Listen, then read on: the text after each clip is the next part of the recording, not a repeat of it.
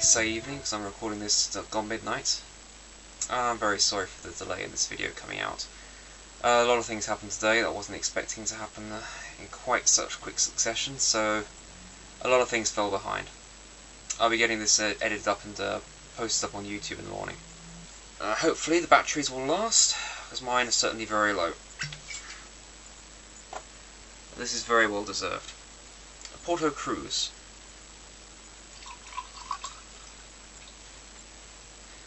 So,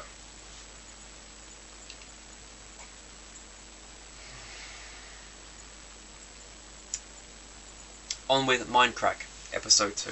We saw quite a few events kicking off this episode. Unfortunately, we did lose someone. If you haven't watched it already, I'm going to spoil it for you now, because unfortunately Badge dies. But let's pick out some of the highlights of what happened with each team today. Starting out on the blue team, 9 string they've managed to get together. Also did a lot of mining gravel and flint. Bows, partial armour, they got the whole bit. Paws got taken down by 1.5 our hearts by an errant spider we found in the tunnels. There's a moment when Guude, trying to kill a skeleton, thinks he takes 2 hits from it, though really if you look at the footage, it was Paws. So yeah, literally stabbed in the back by Paws there, that's ooh. During the first half of the episode we got Badge doing some map edge spelunking, diving down the water and spotting the open caves. He gets pretty lucky there, he comes within 1 bubble of taking drowning damage coming back up for air, but places a torch in time, so good on him there. Unfortunately, once he's above ground again, he takes 2 hearts from a zombie. Paws managed to find some gold. They want to find some bones for a dog, but I've realised now if they get bones and they get a dog, due to the distance to the monument island, a dog's not going to be able to follow them. A dog is only useful for local defence in this map. They plan to get some gold from the monument. They're going to send Badge out, hopefully with an apple he's got on him, and they're going to send him up with some wool so he can take some gold from the monument and use to make a golden apple and get some of his health back. But he'll get partially armoured. Badge sets off with some grey and white wool. But unfortunately, Badge dies by a skeleton when he gets to the monument. I don't know why he did this, but when he gets to the monument, he takes a peek into a very dark cave in the middle of the monument instead of taking the steps that are pretty obvious to the right. If he'd taken the steps, he probably would have made it, but skeletons, bad things lurk in the dark. Sorry, Badge. Following the server announcements, I make that 49 minutes 31 seconds for Badge.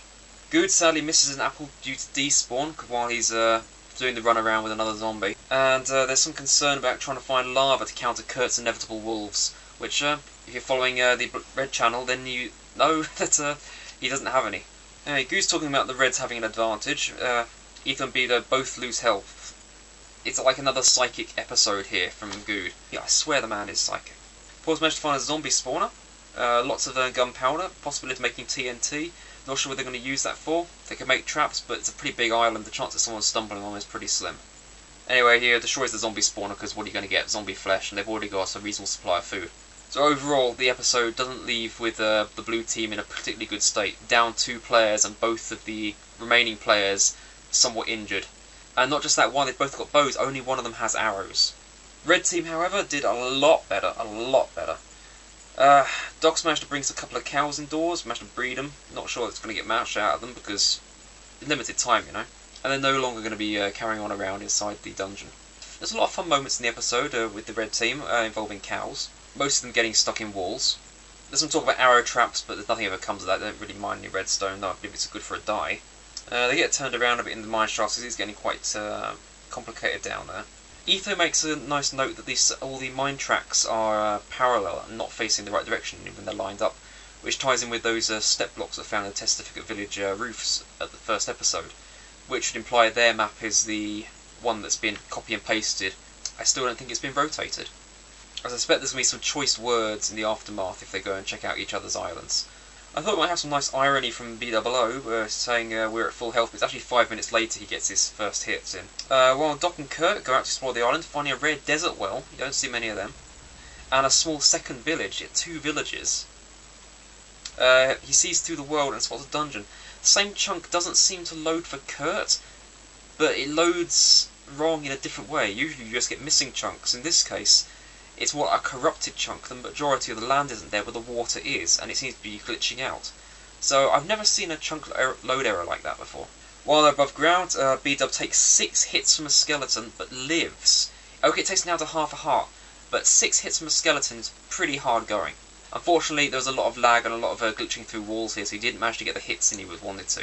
I always found it quite entertaining at this point, Doc M's commentary was just, what are you doing? As if he's just can't leave him alone. You just can't be trusted, so just keep yourselves at for 5 minutes. You're kind of right. Anyway, shortly after, Etho takes some skelly damage, down by 3 hearts. He can't block due to lag. He tries putting up some blocks, they just glitch away again, and he has to replace them. And it's probably due to the spawner that Doc M spots through the world. So there's probably a skeleton spawner down there. Shame they couldn't turn it into a mob trap and start raking in the bones and the arrows. Anyway, as Etho's retreating, another one comes out and hits him down to just 3.5 hearts. When they all get back up top, Doc M is being very aggressive. He's really keen to go on the offensive, and rightly so. He's just some good strategy coming up with the idea of B-Dub, since he's on half a heart, hanging back in the group, just to snipe from a distance, which will probably be quite good, providing they can't get a golden apple together from the monument. Kurt's still got an apple. They don't have any gold, but they have some wool. Not enough wool to get enough, but you never know, might find some sheep on the way. Though I do note they're leaving their dyes behind, or the materials for their dyes.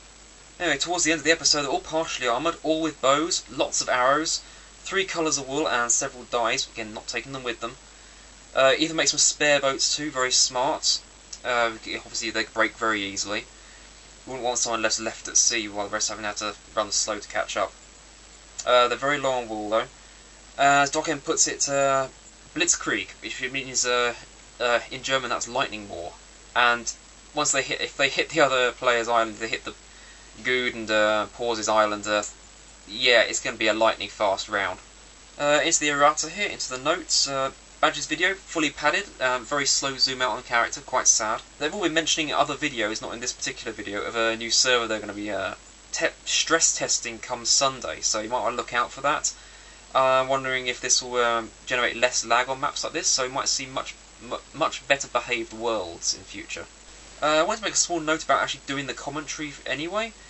Weird thing is, because there's 8 players at half an hour, that's 4 hours worth of footage, raw footage to watch through.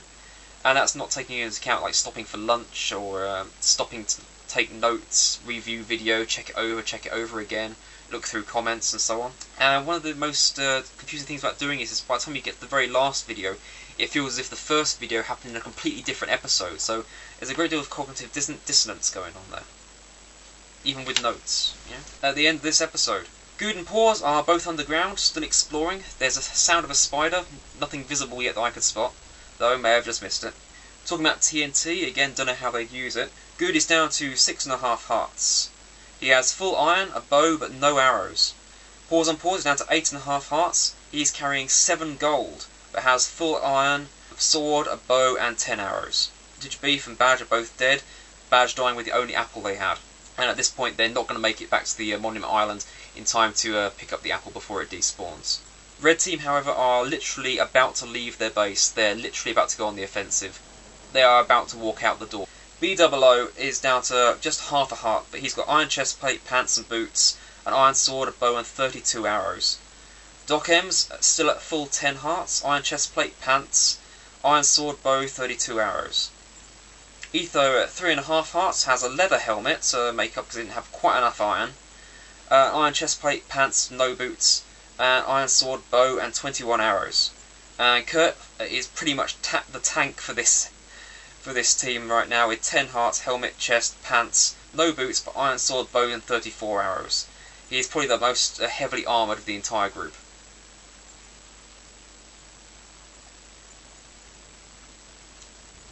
As far as predictions go for the next episode, it might just be a 3-episode series, but then again, you still got to get to the other island and find them. The Red Team have been much more concentrated together. Now while Guude and Pause are sticking together in a pair, B00, Doc M, Etho, Kurt, they're all hanging around in a group. While it might take them longer as a group to find the other two, the odds are when they do it's going to be a very concentrated force and a very short fight. I can't imagine, if they run into the two of them together, how they're both going to be able to get away unless they split up, run opposite directions and just, hope and pray. I suspect next episode though, while, I'm all up for Doc M's lightning war here, I think what we're going to see is probably they'll get to the centre island and do a bit of exploring there first, maybe check it out, see if anyone's been there, maybe see if they can get anything off it before they head on. So you might see the majority of the next episode filled with the Monument Island, which might give Guude and Paws a chance to catch up a little bit, give a bit more of a fight in the inevitable finale. I'll cover the issues that have so delayed me today in another video. It's something I'm a little bit worried about, because obviously I've got a lot more subscribers thanks to these review videos.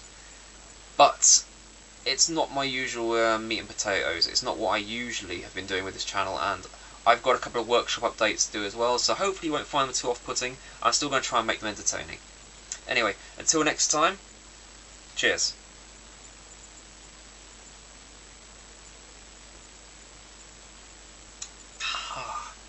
And good night. Very good night.